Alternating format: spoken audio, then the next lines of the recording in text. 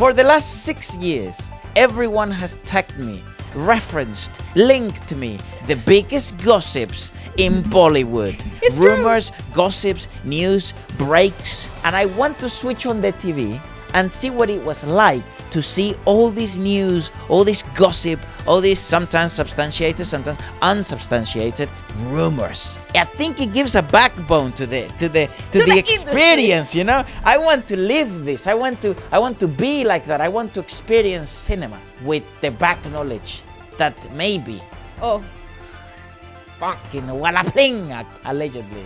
Oh no. Look at this.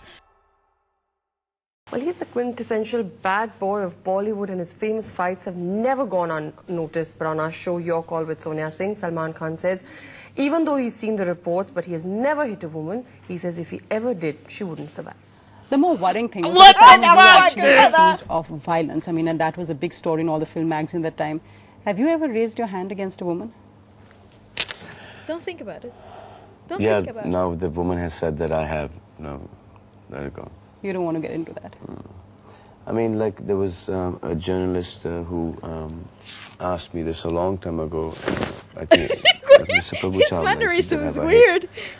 So I just banged the table and he got startled. The table nearly broke. I said, I mean, now if I hit somebody, I mean, I'm not going to, it's obviously a fight. I'm going to be angry. I'm going to, you know, if I go to whack, I'm going to give her like my best shot. I don't think she'll survive it. So, Buddy, no, that did not it's help. not true. And I don't know for That wasn't what helping, reason Salman. that was said. But let it go. Can I say Can I something? say, his- What the fuck? Alright, let's say His he PR did. Let's say team- he's saying the truth. Let's just presume. Let's take him at his word. He didn't hear anyone, right? Fine. That isn't the way to explain, bro. He's really sinking his own ship. Yeah, his PR team Anyways, literally quaking on Yeah, his fucking. boots. His, poor fucking girl. That's like his fucking publicist. Oh my god! What Shut the up! fuck? Stop talking! Stop talking right now! Imagine turning on the news at that time, and then you're a big fan of Salman, and you fucking turn on the news. Anyways, Salman Khan has fucking said he's never hit a woman, because if he did, she would be dead. Pandering to or catering to in any aspect of my life. You know, last year, when the magazines were absolutely convinced that you were going to marry Salman, they gave you a really tough time.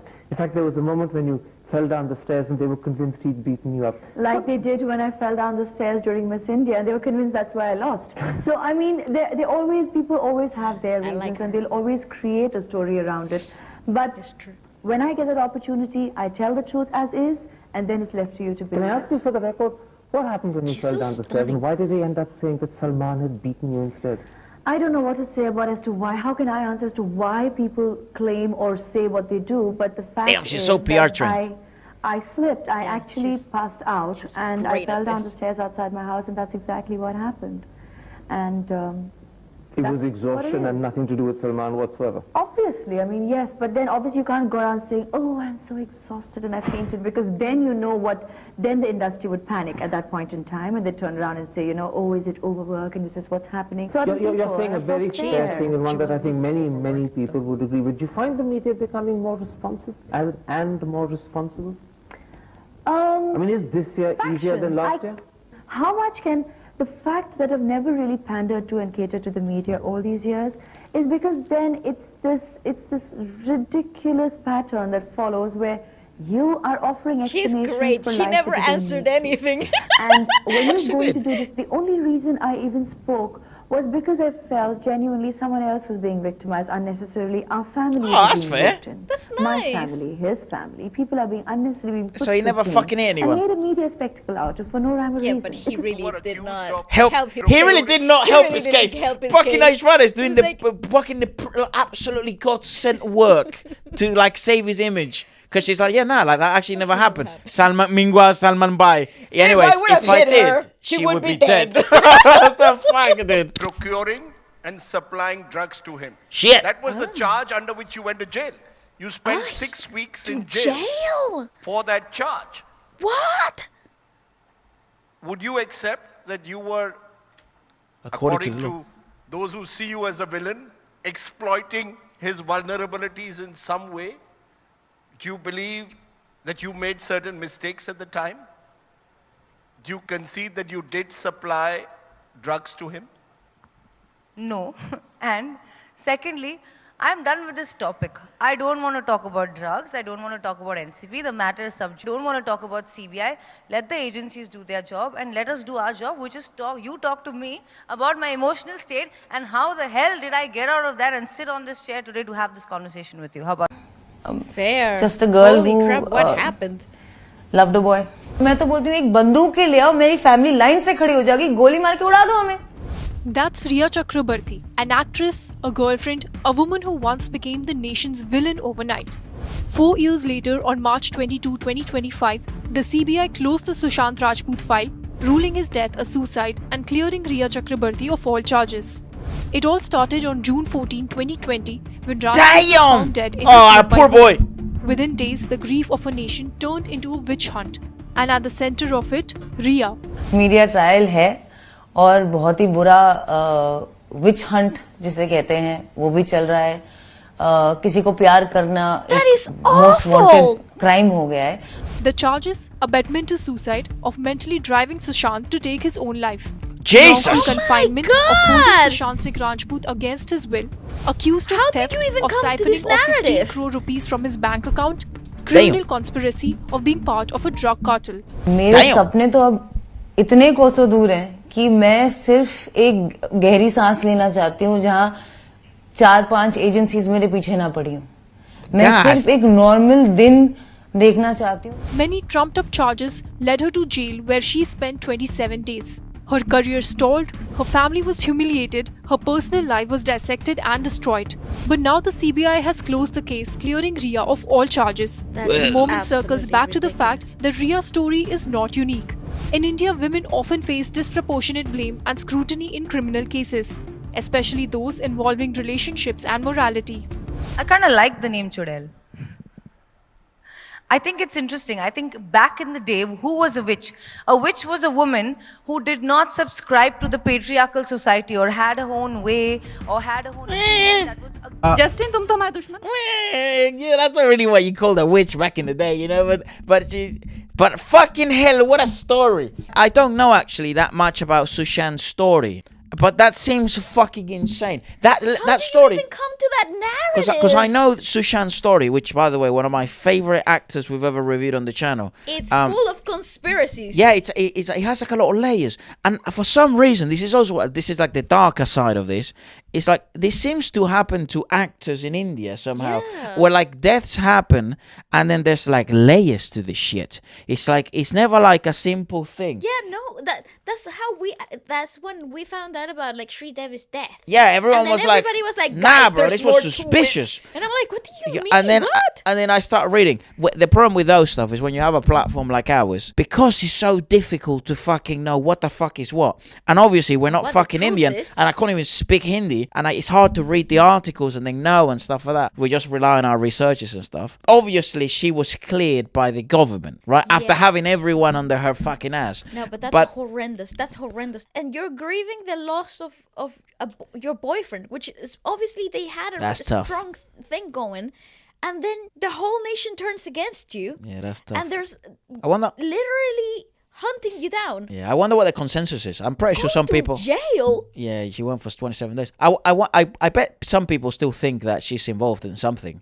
And I bet there's some people that actually maybe gave her a break. I don't know. It's so difficult with this type of stuff. So let us know in the comment section. What's the actual, like, the populace? How much of this is true? No. Well, obviously, all of it is true. But in the sense of, like, she did go to jail. Yeah, she did get charged. There are facts. These are the facts. But that's what I want to know. I want to know the facts. And then I want to know, in the comments, what do people actually think? Happened. And what's, like, their genuine thing? You know, like, that's what? Awful. क्या यार? अरे नहीं बड़ी घटिया बातें लिख रहे हो? ऐसा है? हाँ? सच लिखता हो यार. कितनी ज्यादा गंदी बातें लिख रहे हो. इतना गंदा. Can I say something? Can I just say? Okay. Hold on. Let's continue this. Because I swear Rajkumar Rao is always in every fucking most unfortunate conversations with insufferable people. Oh no. I'm not saying that Kangana is insufferable. I don't know her. But Kriti Sanon seems to be. Sonam Kapoor. Not Kriti Sanon. Actually, I think I kind of like her. Maybe. Justin, तुम तो हमारे दुश्मन बन गए यार. अरे नहीं. बड़ी घटिया बातें लिख रहे हो. ऐसा है? हाँ? सच लिखता हो यार. कितनी ज़्यादा गंदी बातें लिख रहे हो. इतना गंदा सोचते कैसे हो? Kangana, I don't think it's fair to say that. No, but is it fair for you to write stuff like that? Like what? Since you mentioned. No, Kangana, I really mean to ask. It's not fair for you to sit on that podium. You are bashing my film, Manikarnika. Have I done a mistake by making a film on a... You are calling me a jingoistic woman who's Kangana, making a film on nationalism. Is it my mistake to make a film on... If I may, with your permission, I did not even tweet anything about Manikarnika. So... I will send you. And I respect. Yeah, of course. And I don't know. This is not the right way, Kangana. You cannot intimidate a journalist because you are at the power position here. Can we have the... No, of course. No, because I didn't start it. You are Yeah. एक second आप चिल्लाना बंद कीजिए. आप चिल्लाना बंद कीजिए. लेकिन एक second. No, bro, there is a reason why I'm here. Chill करेंगे आप? Can you please chill? Being very candid. That's how everyone is talking to each other here. Like that. That's why I'm being candid. And Justin, you came to my van and we had lunch together and I offered you. We have had an interview together. And after that, of course, there are things that been happening and you yourself. So don't say that I am taking. You have spent at least 3 hours in my van. Okay, right? So you are a friend. In that context, I'm saying that after you came out of my van, things have changed drastically. So in that context, I know you personally. So don't try and tell me that I am intimidating you from here. When you have personally, you message me personally. Kangana, do you realize this is not fair? You message me personally. You come to my van. I never. So I am. Don't try and tell me that I am being a star right now. I'm not being a star. I'm talking to like a friend. Sorry. Oh no. I think we need to clear this, Kangana. I think we need to clear this. I never spoke to you for 3 hours on your van. I did interview. You did. Kangana, let me speak. Did I interrupt when you were speaking this? This is not done. But since you started, let me confirm. I interviewed you for Manikarnika, which was done by the PR. Parag Desai, I think, was handling the film. I interviewed you for half an hour. We did not have lunch. I never messaged you ever. Yeah. I did my job. Let's come to you messaged me. Kangana, I did not. I did not. Let's not. Kangana, if you can share the screenshot of my message, please. Sure. Of course I will. Reporter के मिलने की तस्वीरें share की. मणिकर्णिका को लेकर reporter ने लिखी एक ट्वीट का स्क्रीनशॉट भी शेयर किया, जिसके बाद रिपोर्टर ने अपना पक्ष रखा. उन्होंने कहा, Yes, when did I deny I didn't interview her? I didn't talk to her for 3 hours. I didn't have lunch with her. I didn't text her. All of which what she said. At the Manikarnika event, she spoke at length about stars not taking a political stand and not having any commentary. Which is what I asked John Abraham, if it is a must for actors to take a political stand. So there's that. Also, where's the trolling? You know, my God, what the heck? This is spicy, to be fair, she has cojones to just be like me, like you fucking. No, for calling him out. But also, this is the wrong place. Nah, this is the wrong time. This is definitely the right place because it makes for great content. But I have to. This is farming content, mate. She's made a fucking farm because all the other reporters right now rising. But I have to say, so. I'm going to take everyone at their word here, right? Okay. So, if Kangana is telling the truth, yes, right, which apparently no one will fucking know, apparently, he has to defend himself, though. He has to. Because his reporter integrity, which is his whole job, is on the line. Yes. However, what I didn't like was, she said, you bashed my movie. But isn't that what reporters are supposed to do? You fucking dumb twit. Like, come on, mate. Criticism is half the job. Now, when the guy loses his fucking temper and he's like, how can she slap? How can she slap? Then you're like, bro. Oh, you dumb twit too. Okay, what the fuck? You're really not helping yourself. Do you not know that this is the fucking chameleon from Krish? Like, she will fucking eat you, bro. Yeah, you know? yeah. And also, she's very political, though. She's very like. She also has more backing because she's the public figure. Well, apparently that led to a whole blackout of her, like a whole smear campaign by the media.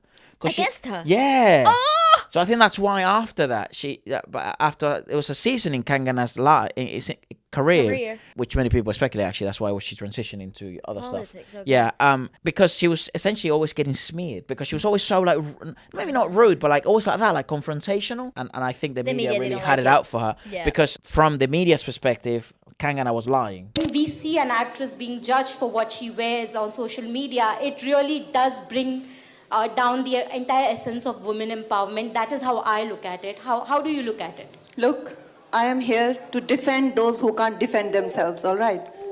She can defend herself. Whoa. She has the privilege, the platform, and I can't promote her. She sort of likes it. Down. Padmavat. All right, so we have... The intention of doing Padmavat was for people to realize that there was a woman with that sort of spirit and fearlessness. And I think it was a story that needed to be told now. So for me, there was no other way. For me, this was the way. There could be other ways that people look at it, but for me, it was this. In 2017, the sets of Sanjay Leela Bansali's Padmavat were vandalized, and the director himself was slapped by members of the Karni Sena, a right-wing Rajput group. They were upset with the depiction of Rani Padmavati, assuming that the movie was going to show her and Alauddin Khilji getting intimate. The court cleared the film's release because, as CJI Deepak Mishra said, cinema as an art form is an inseparable part of the right to free speech and expression. Opposition parties reiterated that nobody has the right to say what goes in a movie. While the film was lauded by some for the picturization of Rajput culture, others like Swara Bhaskar critiqued it for glorifying Johar. Padmavat started some important conversations around how much poetic liberty one gets to interpret history for art. What did this moment mean for you? An enriching interpretation of history for art, or a misrepresentation we were forced to defend because of extremist attacks? Even when you came to our office, I remember discussing with you, and that was the time when it was at the peak, when people were writing ridiculous threats and without seeing the film, judging the film. And I remember I said, I seem probably more worried than you. But then you smiled and said, going to release. Yeah. And there was no way that I was going to allow anyone else to come in the way of me and my film and what this film was destined to achieve. And on a much lighter note, I wanted them to take my feet instead because I keep complaining that my feet were too big. And I told Karishma the first time this threat came out, and they said, have you heard? Yeah. And they want to take your nose. And I said, no. What? I had no idea Padmavat was that fucking crazy. Honestly, I've been pronouncing it wrong for the fucking last 4 years. Yeah, fair enough. I mean, we're foreigners. It's funny because we've always gone into things like just reviewing the art. Yes. But part of actually knowing the art, or now that we're way deeper in that, we're fucking balls deep now. We have to also understand the cultural impact of the films and the cultural landscape of specific films and what they ignite. Part of the reason why Hollywood is so interesting, British films are so interesting, for example, the French movie industry is so intriguing. Mm-hmm. It's because a lot of art, usually, the artists, the directors, the writers have a message. Mm-hmm. They want, to a certain extent, they always have their own agenda with the message of the film. It could be morale, it could be sometimes it's political, sometimes it's fucking just artistic expression, but knowing the context, the cultural context adds so much value into both. It adds even more context to our own review. I don't think it changes any fucking thing in terms of how I review the art. Correct. Because I think so we're very much on the completely an opposite extreme of what like Kangana would be, I guess.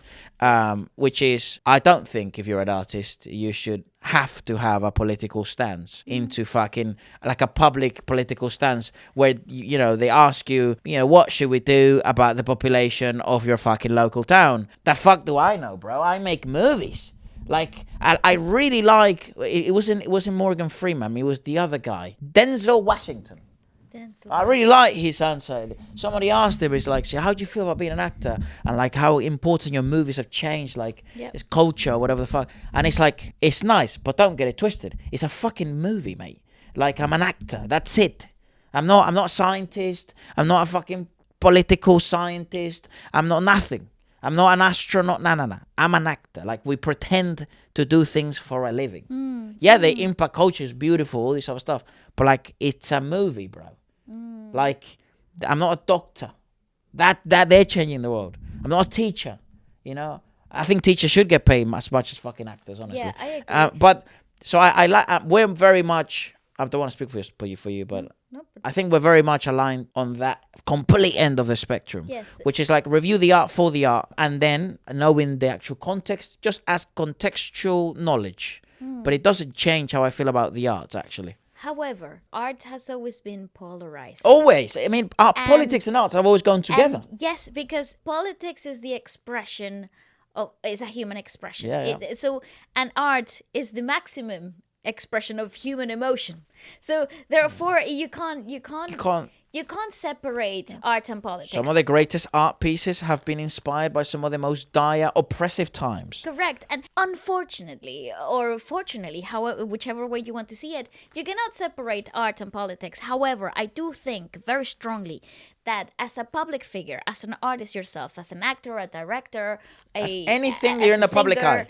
In the public eye, your political perspective should not be the driving force of your art. Yeah, right. Because it changes the way that you express yourselves as a person. And if you do have personal, because everybody has personal takes on the social climate and how things get observed and absorbed. Everybody has their own personal opinions. They shouldn't be the driving force of your art. The driving force of your art. They shouldn't be the sole inspiration for why you express art. Because then art becomes shallow. Then art stops becoming explorative and creative and it just becomes agentic, and it just becomes an agenda, and then it loses the reason why you like entertainment to begin with. But it's so interesting in India, I have to say, because this is my perspective as a foreigner outside of this.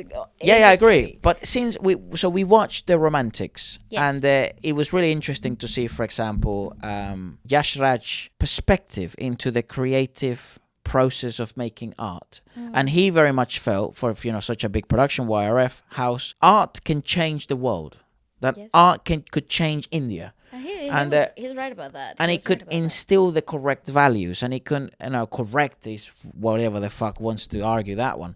But it can instill the values of the future. It can preserve traditional beliefs and encourage for innovation in the way that he did. He made Silsila when that wasn't fucking, necessarily that was going to kick ass. He went bankrupt many times because he went for fucking love stories, not fucking action films. And at the time, action films were kicking ass in India, from the 50s to the fucking 70s. He made Amitabh Bachchan a soft boy. That's crazy. Yeah, that's crazy. That is crazy. So, and he always thought that you could be a driving force for change in society.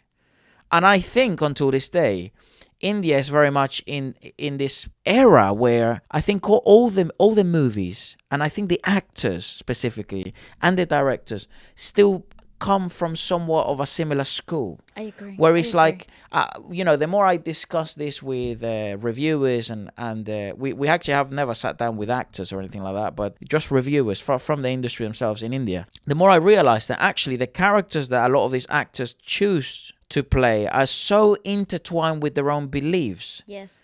They wouldn't take on. I mean, that when the fuck have you seen Hrithik Roshan be a villain? And if he did have a villain arc, he has a redemption arc very quickly after. Yeah, like when the fuck. That's why it was so weird that SRK but he's not the villain anymore. They can't. In Kabi Alvida na Kehena. Yeah. He played a pretty shady. And he also plays a fucking obsessive murderer, doesn't he? At his debut. Yes, true. And a few teleseries and stuff. But it's so interesting. It's so rare that Deepika Padukone will play a role that it's like a role where it demeans femininity. Yeah, no, incredibly unlikely. Where she's a fucking a sex worker or something, like a Pretty Woman. Yeah. Like that movie would never get done. But then there's the other weird part of India where some absolutely diabolical fucking roles get pushed, and then you're like, what the fuck? But then you understand where these actors come from. You understand where they come from because they're like, how the fuck is that movie allowed to be in there? And if I choose with because they feel like now they have power, now they have influence and the platform. And if their I opinions want, matter. And that's the other thing. That's the difficult part of this discussion is that their opinions are heard and they matter. And they have a lot of weight. It's not just it's a passing comment. No.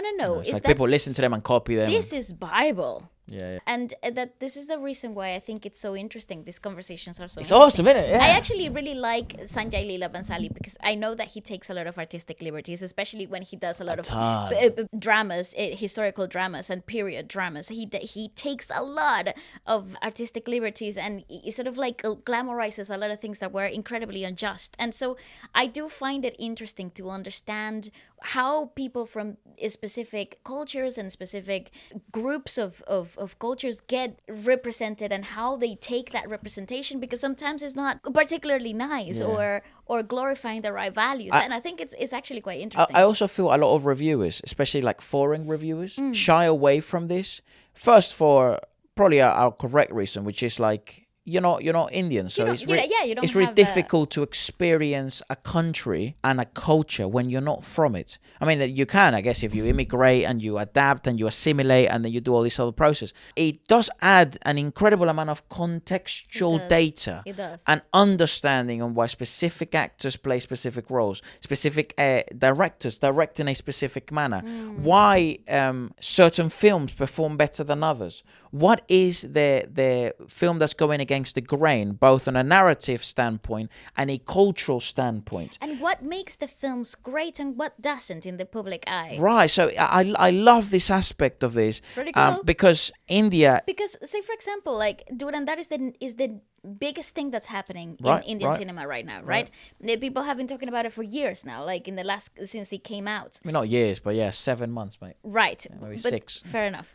Maybe less. But it's part of the really big topic of conversation, and majority of the topics that I have come across in the public opinion is that it's overly positive in many ways, and this would be a film that I thought would be immensely controversial. Well, I think it did become controversial because I think you have, I mean, like in any other part of the world and any industry, you have two sides of the story. Polar, because I think most people land in the middle.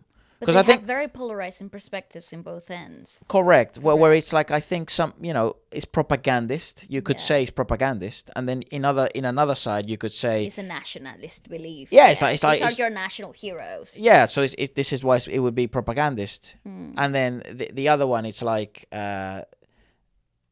it's just like that's actually glorifying. It's glorifying this shit. When in reality, it's like. Even though I thought it did a decent job of like showing how brutal things are and how real it is, but it is a movie. Yeah, I think that's the thing that sometimes gets lost, but I think most people understand this though in India, honestly. I just think in the media and everything, it's so good to be polarizing because it also happens here in the West, so we see it. Hence why I'm a bit more like... level-headed about this. Nah, not as like reactive to that type of stuff, because it's like, well, if the movie did well, right, it means it resonated with a specific part of the population, or if not, the whole populace. That says something about the populace. Correct. So if that says something about the populace, because people vote with their wallets, they don't vote with their comments, they vote with their wallets because people went to buy the tickets. It was also something that you saw in Venezuela. It's actually easier to find in places in which there isn't that much disposable income, because we come from an immensely fucking broke place, and people that voted with their wallets, it counts as triple. Yes, it's true. And I know it counts as triple because buying a ticket, if you're from a small province or a small town in India, because we have fans that email us and text us about their experience, it's a hell of a lot of a bigger task. And it's the biggest investment. It's a bigger investment than it is. Which also has more heart. Correct. Which then I'm also more involved in this. And it was the sense, especially, I mean, like we saw it through many documentaries. It seems in the 60s and the 70s in India, people traveled through the movies. It was the same in Venezuela. It was the only way really you could travel. True. If you were in the 70s, Venezuela, 60s Venezuela, and you weren't fucking immensely well off. And then it became the thing, it's probably still the thing in the 2000s, where you could travel through the movies. That's why Hollywood has such a big take in there. It's not just because of power and like how big Hollywood is. No, it's like... Or how monopolized it became. It has so many layers. Like it's not that straightforward. So knowing this stuff, mate, adds so much fucking value in my opinion. I agree. I know it's a part, maybe, it's obviously some of it is really dark and some of it is kind of fun. It adds so much value to that. But also, I do think most people in India and all across the world that like any sort of film industry do understand that, well, these are just fucking actors. Yeah. This is just a script. And this is just a fucking script. And if you wanted to blame somebody for misrepresentation or political pandering, it would be the creators and writers of the film if you wanted to blame somebody. Yeah, but also, you can vote with your wallet, mate. Just don't, if you don't like it, just don't fucking watch it. Just don't buy anything about it. And that's it. Like, it's really that simple, you know? लोगों को याद है रवीना टंडन जिनके लिए आपने गाना गाया तू चीज बड़ी है मस्त नहीं Okay, लेकिन सच है कि काफी लंबा अफेयर चला वाओ चला था उसके बाद शिल्पा शेट्टी चुरा के दिल मेरा गोरिया चली देखिए मैं तो कह रहा हूँ जज साहब मैं तो कह रहा हूँ ये बार-बार क्या पूछ रहे हैं मुझसे इल्जाम तो शिल्पा शेट्टी ने लगाया कि मुझे आधे रास्ते में छोड़ के चले गए। आधे रास्ते में छोड़ के चले गए, इसका मेरे पास उत्तर नहीं है। उन्होंने कहा कि अक्षय ने धोखा दिया, चीटिंग की। हाँ और My God, he's so nonchalant about it. देखिए इसका मेरे पास उत्तर नहीं है। To be a wedding which was not. So there was no. Hold on. Akshay Kumar and Ravina were in a relationship, eventually got engaged. Akshay cheated on her several times. I'm just going to say allegedly in case Akshay Kumar comes to my ass. Whoa, I should say that differently. But Ravina was so committed to the relationship that she was willing to sacrifice her acting career to give him another chance. He did want you to give up films. Yes, he did say that the last day of your shoot and we'll go ahead. In fact, even when I restarted my career, there were a lot of times when he did say that even now, give up your career and we'll get married, and much later. Like I'm talking about when the problem started and everything. And I remember the last time when he said that, and I said, you know, once in my life I chose you over my career, but I'm sorry, this time I think I'm going to choose my career.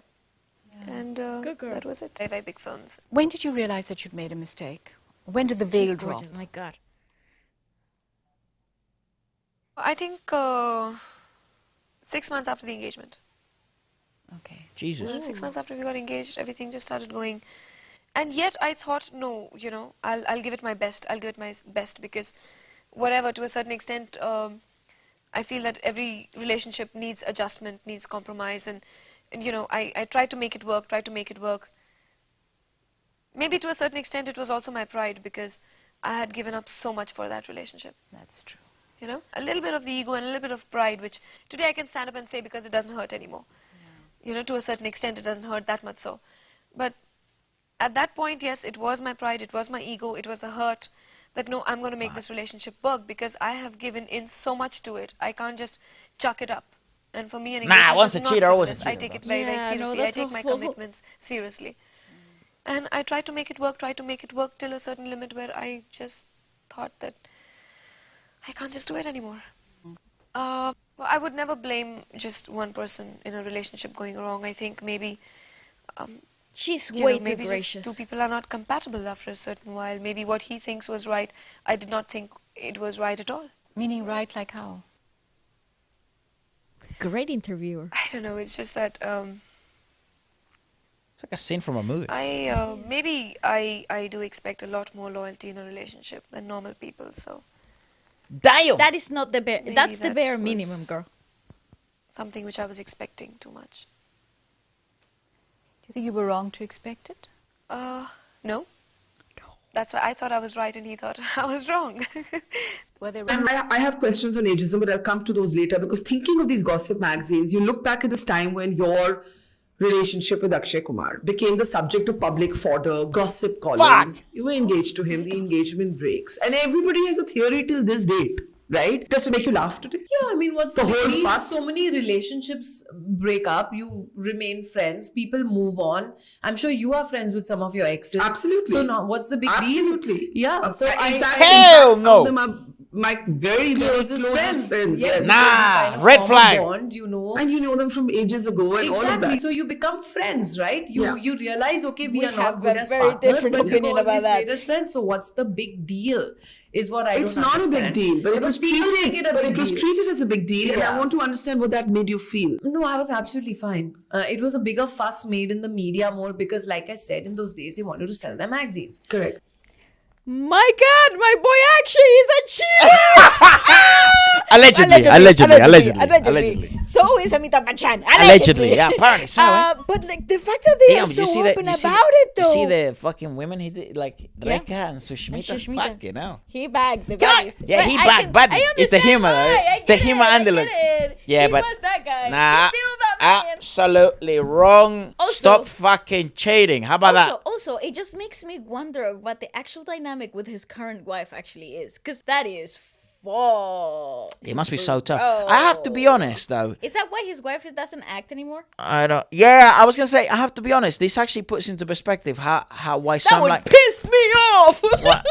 why so many actresses like just randomly stop working. Yeah, because they marry like big. They marry big, and I thought they married big, so they no longer need to work. So who gives a fuck? Because they. But that's fine because that's their choice. Yeah, However, but if like it that's is by part of the compromise- agreement, that's yeah. tough. But if it's just That's by not. compromise, you marry me and you stop working because I can take care of you. I can also look. I'm gonna play devil's advocate here. I think being a woman in the industry must be fucking brutal. Yeah, yeah. Especially the acting one Yeah. and the music one.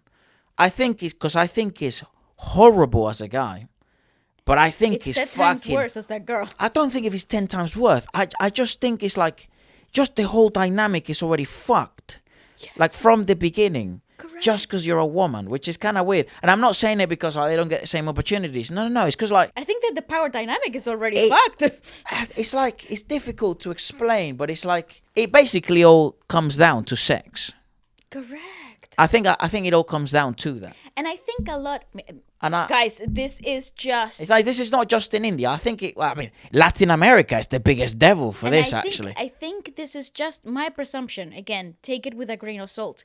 But I think that might be the reason certain actresses marry into certain families, because they will be protected by their reputation. So if they stop working, or they stopped making films, they still have the protection of a surname or a reputation, like, you know? This is what I mean So by... they're protected by a bigger picture rather than like, oh, this could be... Yeah, this is what I mean by like... open season. This is what I mean by like, it all basically comes down to sexy time. I can't say the word. SEGGS. Because I say, for example, Akshay's problem, where like he cheated, right? He can survive that. Yeah, like he was so nonchalant about it. Because he's also old, but he can survive that. But that ruined her career. That actually, she took the biggest dent in her career. Yeah, because probably. of that. And then she can't. But then let's say if the accusation was against her, then she can't survive that. Yeah, that it's impossible. It's just it's just like the way the cookie crumbles. Like it's just tough. And then I love that saying. Yeah, and then also if let's say you don't want to play ball, like because for also guys also get immensely abused in the industry, and no one talks about that shit. That's true. But I think with girlies it's different because it's like also the roles you're gonna get given. It's like, come on, man, you know, like if you're a pretty girl, it's like if you were ugly, you weren't getting this role. See that much. Boys the same. John Abraham would not be in Doom if that mother trucker wasn't built the way he is. Like I get it. Uday Chopra had to jump on the fucking, you know, to be able to fucking get that. I think to be honest though, he did have decent genetics, but still. But he had to work hard to get there. So I get it from both ends. It is. But I just think if you're a woman though, there's specific fucking punches you can't dodge. To use Salman Khan's favorite word. There's specific things you can't... my God, we just created a monster, guys. There's specific things you can't dodge. Like, it's so tough. And I think especially then in India or like in Venezuela, it was the same. Like, there's specific things about the whole honor thing that you're like, you're sort of fucked. But... Especially if you have an audience that is incredibly moralist. There's no coming back from being a villain. It's tough. It must be tough. And then I understand then why like female actresses... So I noticed this in the last few years because I've been paying attention. They're very strong characters now. Yes. They're like very not in the act roles they play. Because I also think this whole thing is a fucking facade. I don't think these actors ever stop acting. As long as any camera comes on, they're acting. That's my theory. Because I've been on the industry for long enough to fucking know. In the television wise, never been in the Hollywood or Bollywood or fucking British cinema. I think they're always acting. It's true. And I think now it's even more interesting. Because when you see Timothée Chalamet with fucking Kylie Jenner in Wimbledon and they're fucking lip-syncing each other, whatever, that's all an act. This is acting. They know who they are, they're acting. And I think when you see Tom Holland and Zendaya being completely natural, because that's just who they fucking are, I think that's also a fucking act. I think everyone's acting. That's my theory. Call me conspiracy after. But I think everyone's acting. I think Leonardo DiCaprio, when he doesn't know what a light stick is, he's fucking acting. Guarantee you it's a shtick. And guess what? No one will believe me because they're that good at acting. You know, and everything is a fucking ploy. I think everyone's in cahoots with everyone. I also think the people that play the victims aren't actually as much of a victim as they play. And I think the people that are the villains are probably not as much as a villain as they actually are. Except for when there's actual documentaries. And No, I mean it like that back up. No, I think like there are worse villains. Oh, they're more evil than I think they're worse than people think. I actually agree with that. And there's moments where they're probably less villainous as what they get portrayed as. But I gotta tell you, I think this whole thing is a fucking act. But to her point, completely fucked. Absolutely unfair. That's brutal. That's brutal. That's brutal. Also, why the fuck you gotta give up your career? Do they not like money? No, because they will be taken care of. And what? Money is not the problem any longer. I understand where they're coming from, but the problem is not money. Also, maybe they don't like that their wife is like... Correct. Like, they start to get desired, and they're like... Yeah, true. You know, it's sort of archaic, actually. And she worked for her bloody career. Let her have it. Yeah, also, I guess it should apply to the guys as well, though. Like, why is it not the same if, like, you're getting desired by a bunch of women and your wife just has to sit there and watch that? Yeah, that must be brutal. Correct. That's awful. That's horrendous. No, I would say, okay, you want me to stop acting? Nah, that's not the way, Bali. You also stop acting. Well, someone has to work. But we find other endeavors. We have the popularity now. We both step down from acting. Yeah, to be fair. We're both actors, my question right? is also, how much money? Right? How much money do you need?